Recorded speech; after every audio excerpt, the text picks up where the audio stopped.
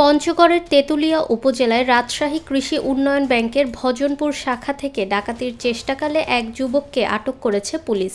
বুধবার রাতে ব্যাংকের ভেতর থেকে ডাকাতির সরঞ্জাম সহ স্থানীয়দের সহায়তায় তাকে আটক করা হয়। পুলিশ ও স্থানীয় সূত্রে জানা যায়, বুধবার রাতে ব্যাংকের নিরাপত্তা প্রহরী রাতের খাবারের জন্য নিচে নামেন। কিছুক্ষণ পর তিনি ব্যাংকের ভেতরে হঠাৎ আলোর ঝলকানি দেখতে পান, শব্দও শোনেন। বিষয়টি সন্দেহজনক মনে হলে তিনি তাৎক্ষণিকভাবে ব্যাংক ব্যবস্থাপক ও অন্যান্য কর্মকর্তাদের অবহিত করেন এবং স্থানীয়দের সঙ্গে যোগাযোগ করে পুলিশের সহায়তা চান।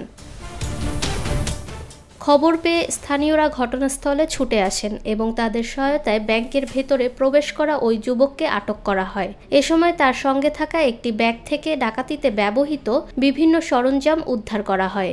একই সাথে ব্যাংকের টাকা রাখার ভল্ট ভাঙার চেষ্টার চিহ্নও দেখতে পাওয়া যায়। পরে তেঁতুলিয়া মডেল থানা পুলিশ ঘটনাস্থলে পৌঁছে আটক যুবককে থানায় নিয়ে যায়। এ ঘটনায় তার বিরুদ্ধে আইনানুগত ব্যবস্থা গ্রহণ করা হচ্ছে।